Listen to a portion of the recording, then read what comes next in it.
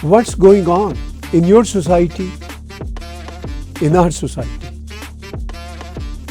It's a trap! In our societies, in our global village. So what's really going on here? Let's dive into the chaos and see if we can make sense of it in my podcast.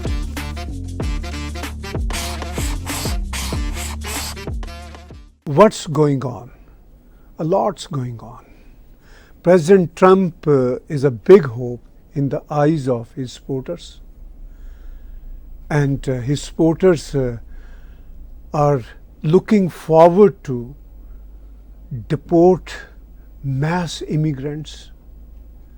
In Canada, there are sensitive debates.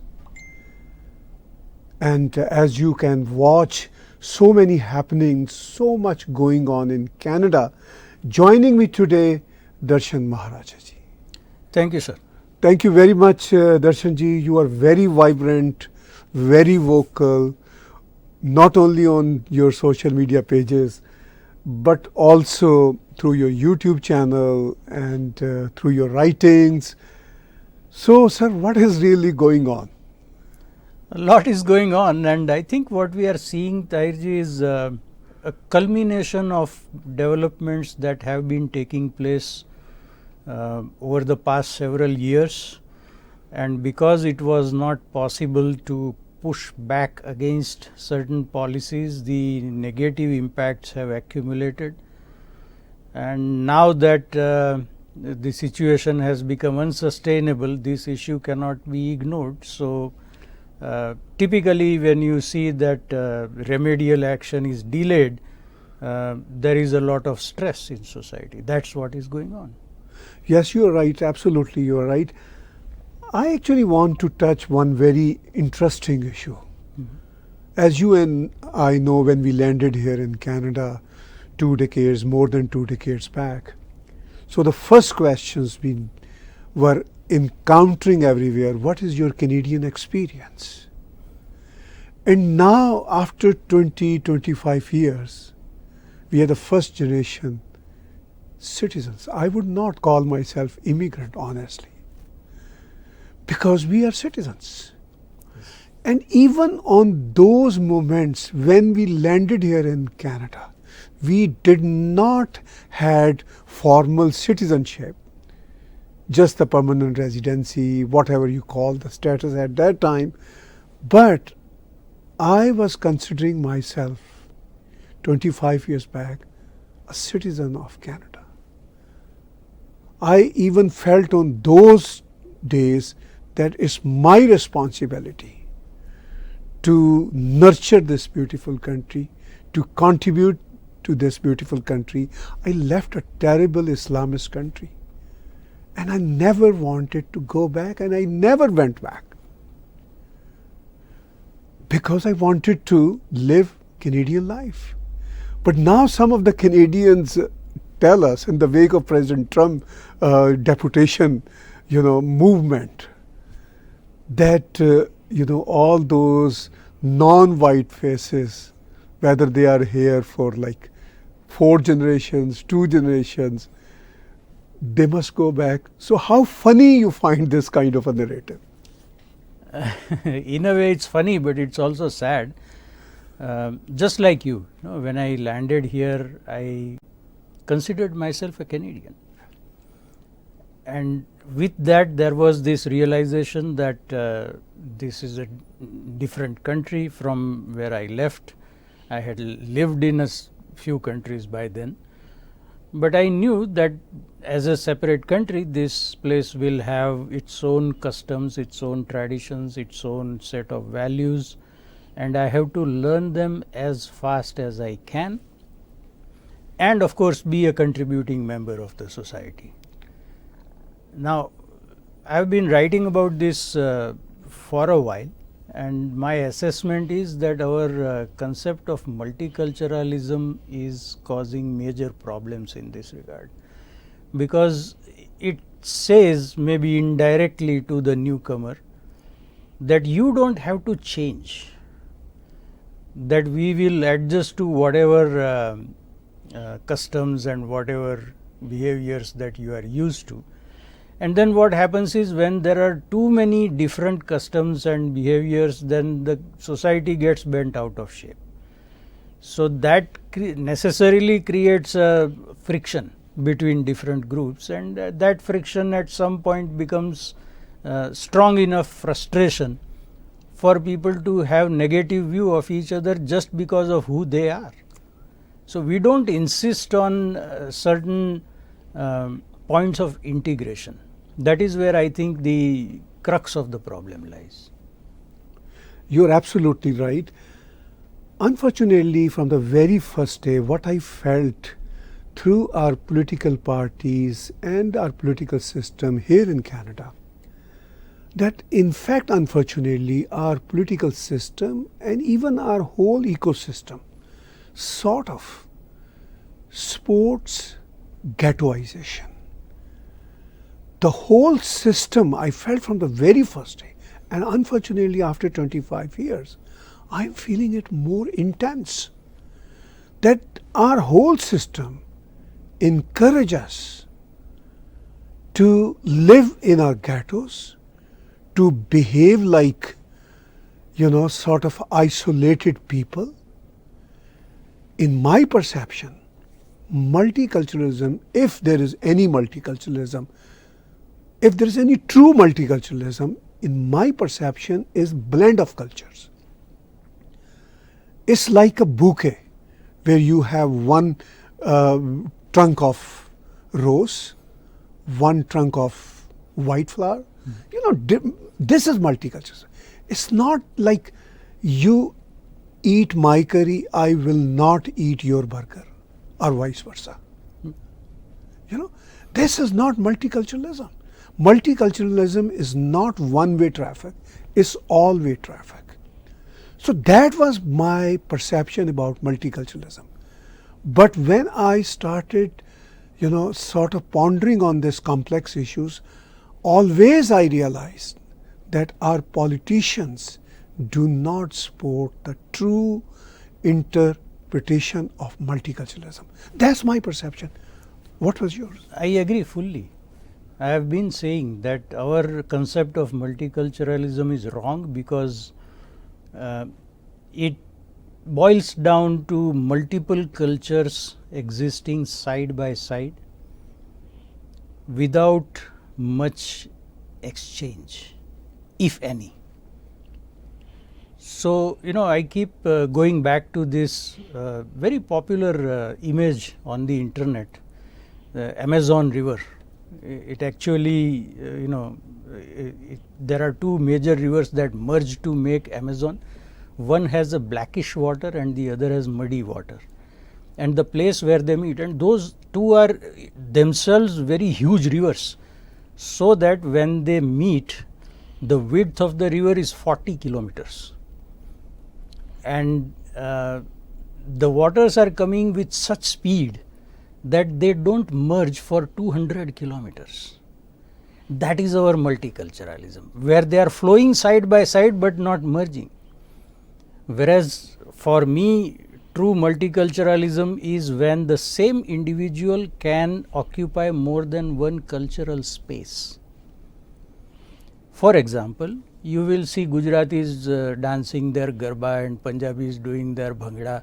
You will not see a Gujarati doing Bhangra and you will not see a Punjabi dancing the Garba. They are in their own cocoons. It's a silo, as you said, a ghetto. And then the ghetto somehow becomes economically self-sustaining entity, so that a person who comes here gets employed in a business that is owned by the people of same ethnicity, patronized by people of the same ethnicity. They don't need to speak anything other than their mother tongue, which is not English or French, obviously. And then they spend their money in similar establishments.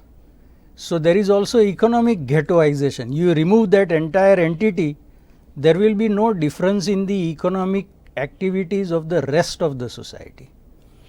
So this kind of insularity then leads to incubation of negative ideas. If I have a negative idea about another community, because I am never interacting with them, those misperceptions never get cleared. And because now there is some kind of animosity, it becomes politically profitable. So it is in the interest of politicians to not only encourage but incentivize the ghettoization. Now, I don't know what the solution here is. It can only come from the people, because it's not going to come from the political class. And mainstream media has, by and large, I am sorry to say this, never realized their responsibility in this regard. They keep highlighting the differences and the disputes, never about the good parts of whatever interaction may take place between communities. So probably this is a grassroots solution that we are looking at. You just mentioned about two streams of Amazon River, and you described it beautifully, that they do not merge for about 200 kilometers, because such a high speed both streams are flowing in. So within one stream we find, within one stream of certain background people, we find different strains. And that's what we recently witnessed in Brampton, for instance. Yes. Like you mentioned that mainstream media do not pay attention to those sensitive issues. I feel like they think, okay, brown people are fighting with brown people, our black gangs are fighting with black gangs. It's not our problem. Air India bombing happened.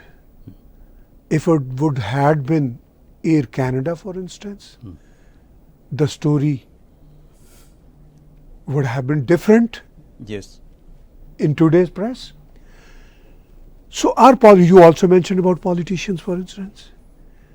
Our conservative leader, official opposition leader, Mr. Pierre Poilievre, for instance, last week probably in the parliament, criticized Prime Minister Trudeau and said that you are instigating sectarial, he used the word sectarial, I don't know, the next word was war or conflict, some right, something like, but sectarial.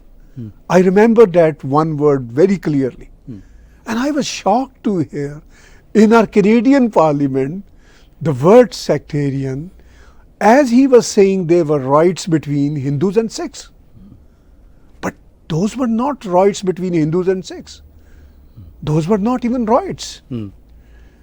Those were the protests launched by Khalistanis, clearly observed by even Peel police, which happened to be very partial. But the issue is when our conservative leader calls us a sectarian, blames Prime Minister, what has he done or his party has done? I don't see any tangible steps taken by the Conservative Party even. Even the Liberal Party, unfortunately, they are in power. They are clearly instigating this issue. This is just one issue. But based on that issue, when there is uproar in the media, then the quote unquote white supremacists come along. And they don't differentiate Sikhs, Hindus, Muslims, Middle Easterns. For them, we are one color people. What they used to call quote unquote Pakis. This is not my word. I don't like using this phrase. But unfortunately, some parts of society, some sections of the society use this terminology. So how much responsibility you would put on those politicians, our political system, our ecosystem, to create this kind of an environment that even after 25 years living here in Canada, we are not considered citizens by either one?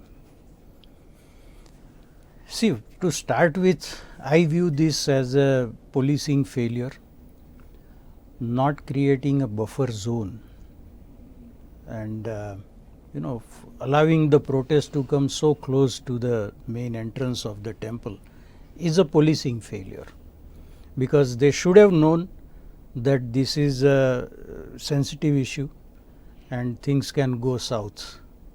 So they should have created a buffer zone, which they did not, which then allowed everything else to happen. The vote bank politics is what is driving not just this but many other problems also. For example, for well over 13 months we are seeing Jews being harassed. Now, whatever sympathies one has with the Palestinian cause, they have a right to have that sympathy. But when Canadians are being intimidated on account of things that are happening halfway around the world, someone needs to make it clear that this is not acceptable. The problem is, and this is a very serious problem in my view, is that there are certain fundamental issues that we don't even attempt to resolve, let alone resolving them. For example, in the case of this flare-up in Brampton at the temple, there was a Peel police officer who was probably off duty in civilian clothes and part of the protest. Now, espousing a cause is perfectly within every Canadian's rights. Freedom of expression is every Canadian's right. But the root question is, when someone is supposed to serve the public without fear or favor, what are the limitations on their espousing a certain cause? Now, this question has not even been asked, let alone answered, because there are special situations in which there are limitations on what someone can do or say. For example, take the example of Professor Jordan Peterson, and the court verdict is that his regulatory body was within its powers to take disciplinary action against him for saying certain things. So there is a limitation on the freedom of expression. Now, for the record, I don't agree with that verdict, but that is the law of the land. So similarly, we need to have some kind of a mechanism to adjudicate these disputes as to whose right is clashing with somebody else's right and then which one prevails. There was one example that I wrote about maybe a year ago, where someone was responding to an advertisement for a basement for rent, and then they turned up at the house and the house owner said that they were only looking for Indians to rent to. Now, there may be dietary restrictions, maybe they don't want non-vegetarian food to be brought into their house, or pork specifically to be brought into their house on religious grounds. So that is their charter right, but not being discriminated against is the would-be tenant's right also, right? So when two rights are in conflict, which one prevails, that we have not even started to explore. So until and unless we resolve these fundamental issues, these conflicts will continue.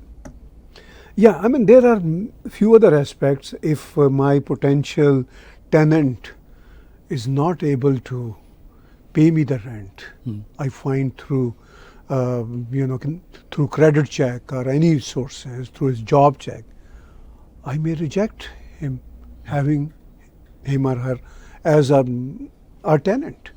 So this is separate discussion. So you brought very important observations about the whole saga in Brampton, but my take is little different. My take is based on that tensions between Khalistanis and Hindus. Rest of the Canadians are viewing us troublemakers. Yes. So what's going on and how to get the whole society on board in right direction? See, the accumulation over the past few months or maybe a year of the activities that are carried out by supporters of Khalistan is now what is beginning to irk people. Taking out tableaus of assassination of Prime Minister Indira Gandhi, regardless of whether someone is from India or not, they don't like to see such imagery. Now, this is justified in terms of freedom of expression, or posters that say kill India or kill Modi, then in small fonts it will say politics. So they are skirting the law there. They are not talking about killing Modi, they are talking about killing Modi politics.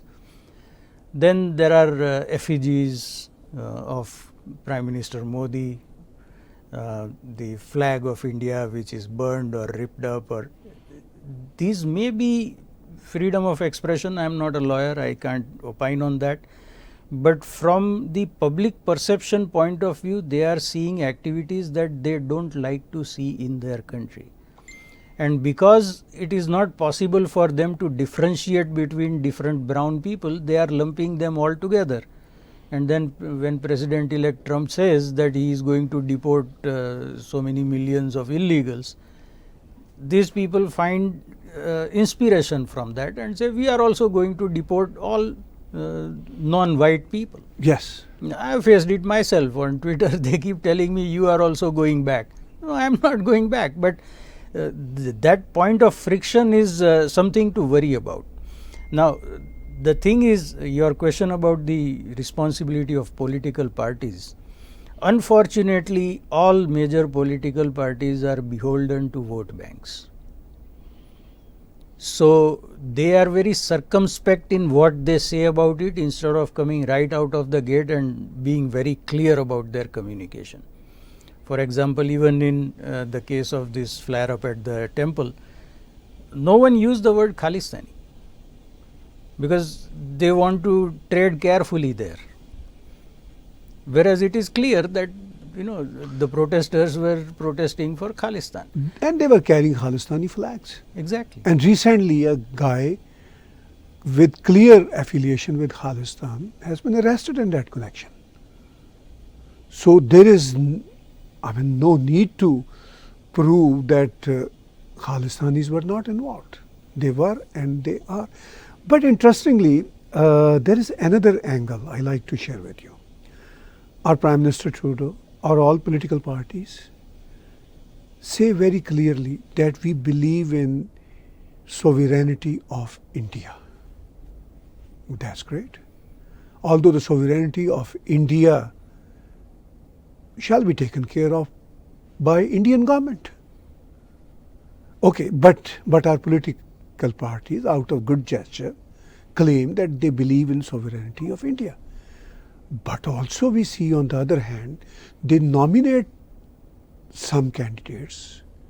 They have parliamentarians in their caucus who have clear sympathies, support towards Khalistan movement. So how these political parties and their leaders can claim then that they believe in sovereignty of India? So how do you take that logic or that rationale? There is no logic, Tahirji. It is illogic, because they are running with the hare and hunting with the hound. If you believe, if your policy is one India, then you cannot logically be in support of a secessionist movement for a part of India. So it is illogical for them to take the two stances at the same time.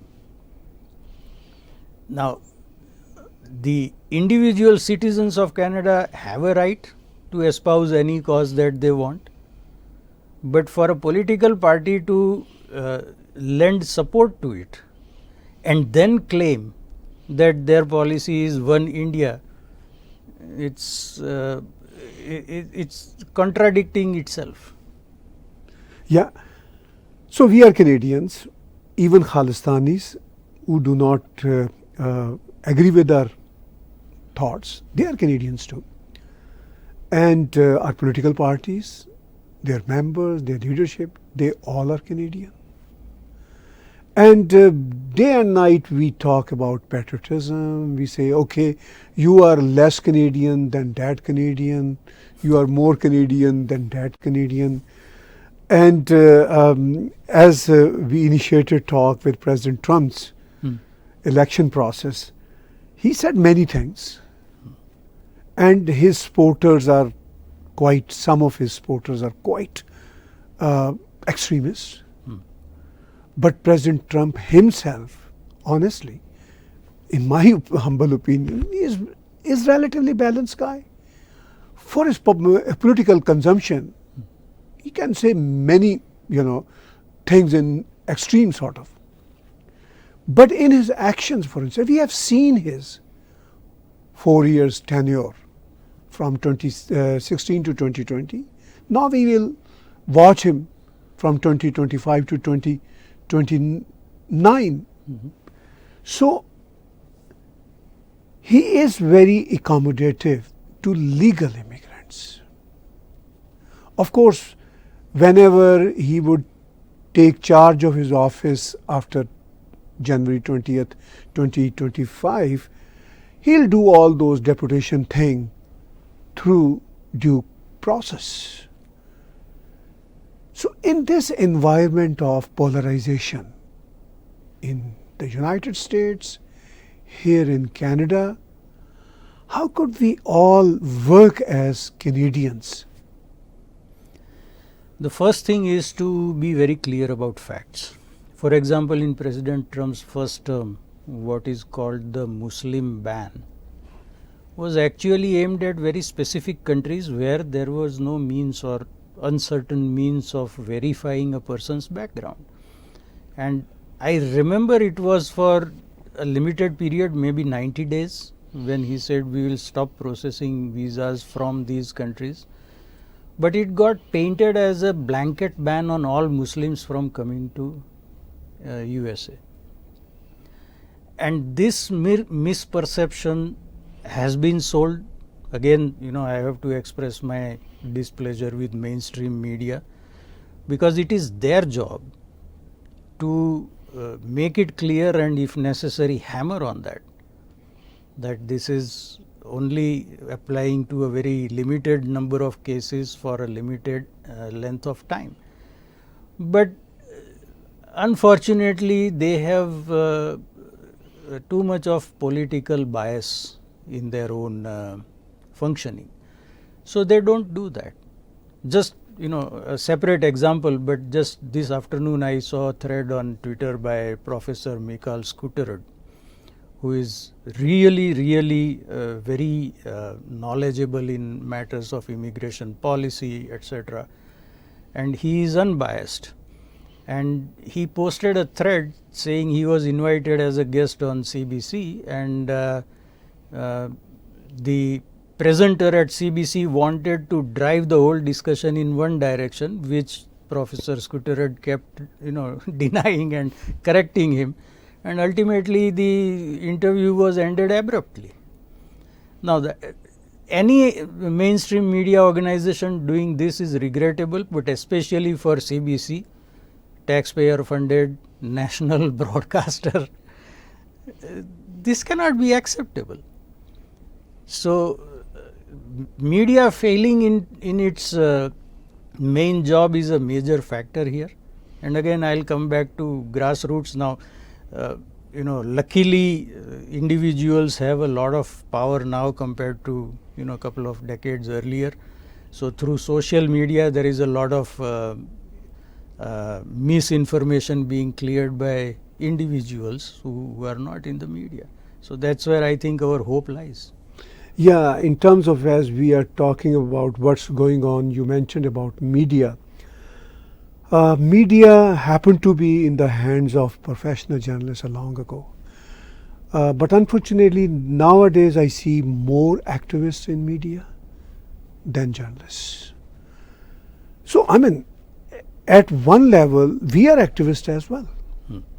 But when we are activists, we are activists. But when we are sitting on journalism table, we try our best to behave as journalists. Like when you are a father, Yes. you behave like father. When you are a son, you behave like a son. Yeah. You are the same person. So there is nothing wrong having so many entities on one's shoulder. But one has to understand to behave accordingly. So whenever we talk about what's going on, of course, media is the main driving force.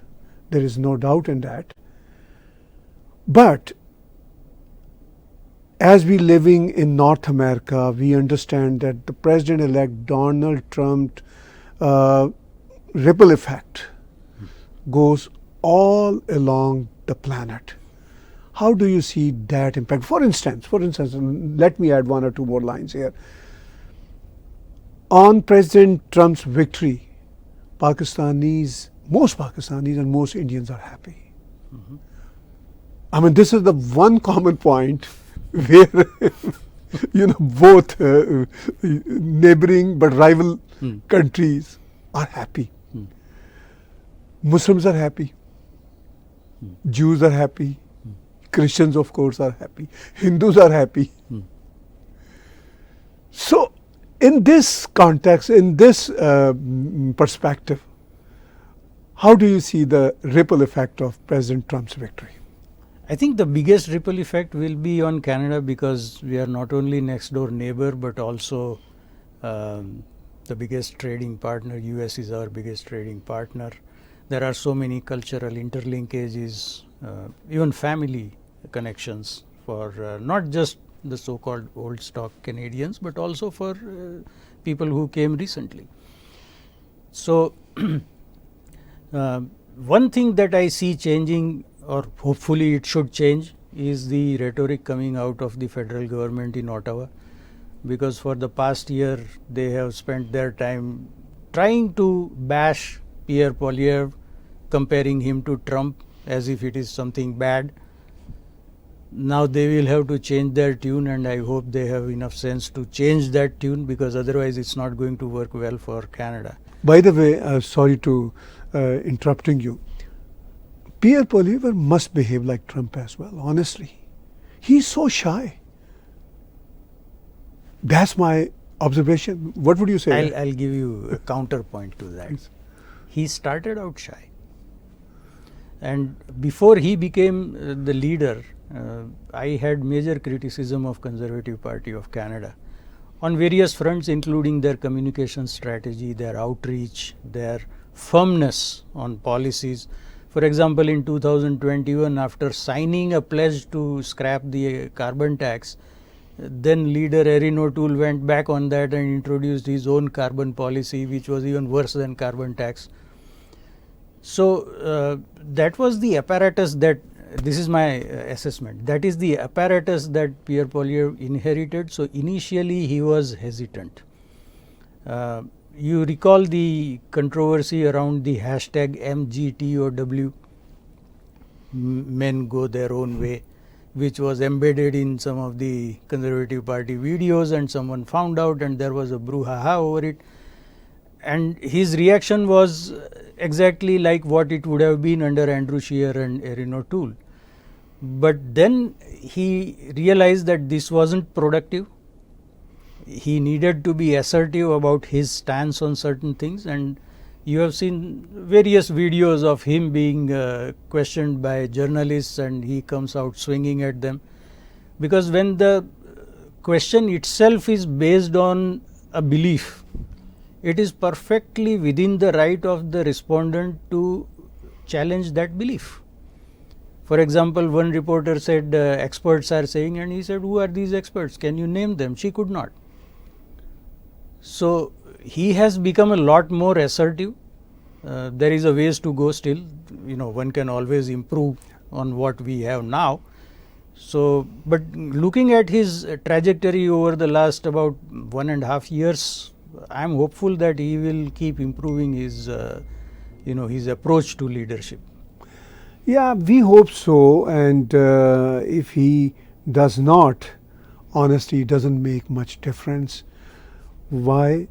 Because the legacy, as you mentioned, he's carrying in Conservative Party after Harper, right from Andy Scheer, Alan O'Toole, then Pierre himself, and what we have witnessed, his sort of a Diwali cancellation, though he gave and his party gave so many, covers to that cancellation, but that email was clear that the event is cancelled.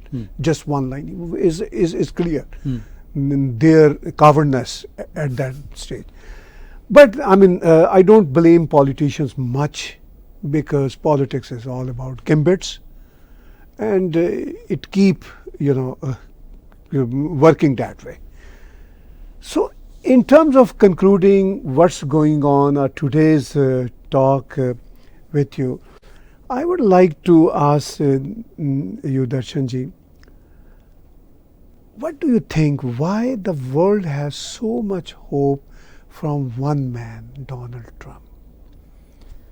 Because it became a unipolar world in early 1990s when Soviet Union collapsed, and after that America has acted as the global policeman and rescue of last resort for everything.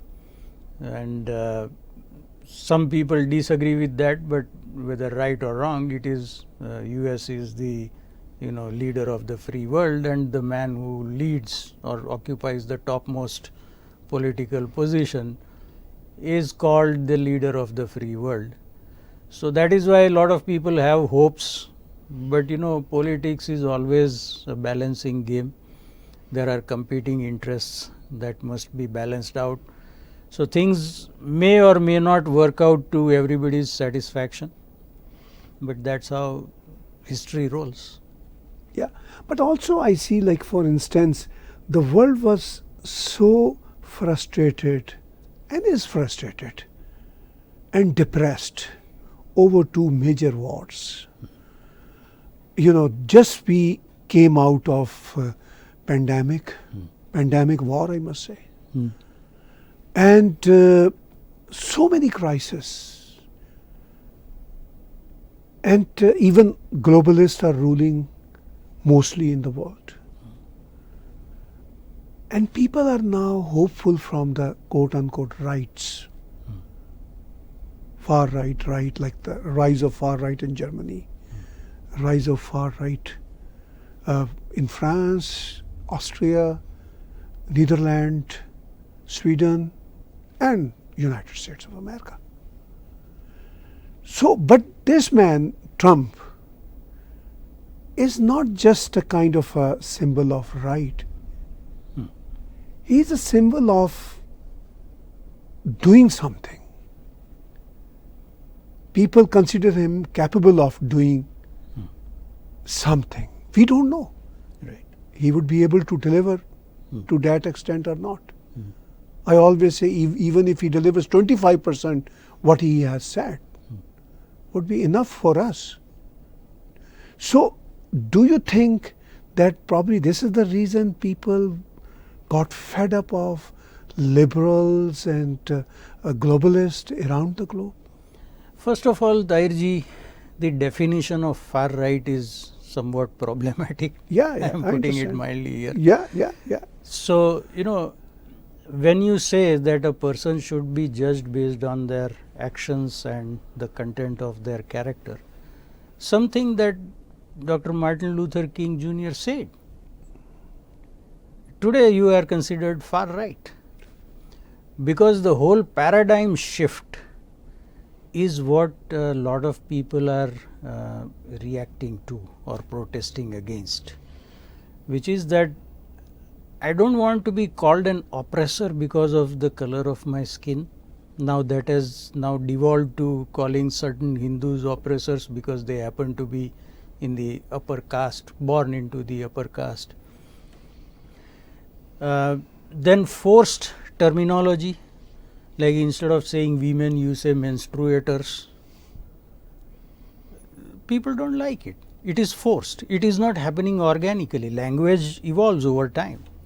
The language, in fact, this reminds me, in his seminal book, Future Shock, Alvin Toffler has a chapter titled The Semi-Literate Shakespeare, because he did an analysis back in 1968 and realized that 50% of the words in the English dictionary did not exist in the time of Shakespeare. So today he would be semi-literate. That was in 1968. So language is change, but that change happens organically, right? I'm sorry to bring this up, but it's a sensitive topic.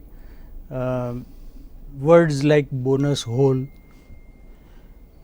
people react to that, saying you are forcing us to use terminology like this. So it is not necessarily far right. When someone says that all non-white people have to leave Canada, that is definitely far right.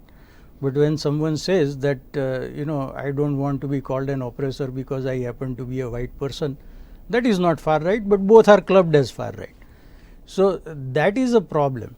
And the changes that you see in many countries politically are a reaction to that. As long as we are able to control the extremist element, I don't think there is much to fear for the future. Thank you very much, Darshanji. We had a very candid talk for sure. Anything else you like to add in today's discussion? Oh, thank you for starting this initiative, because it's very important that our voices reach wider audience.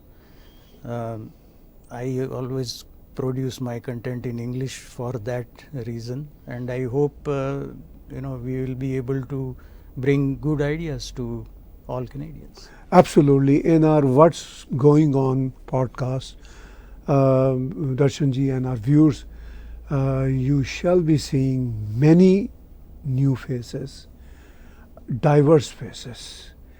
We believe in diversity of ideas. Diversity is not just about diversity of faces.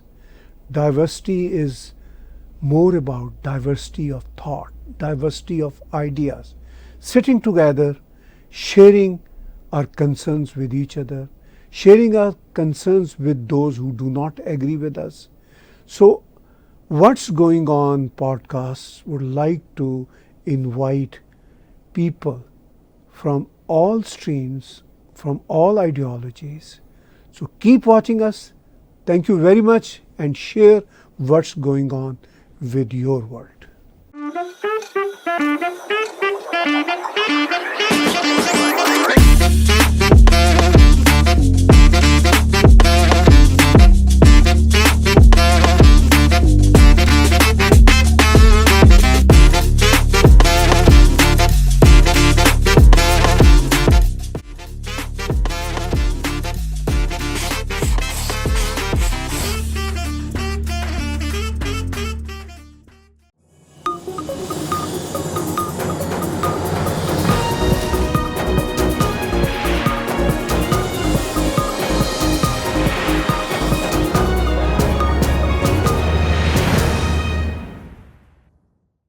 Subscribe TAG TV YouTube channel and press the notification button.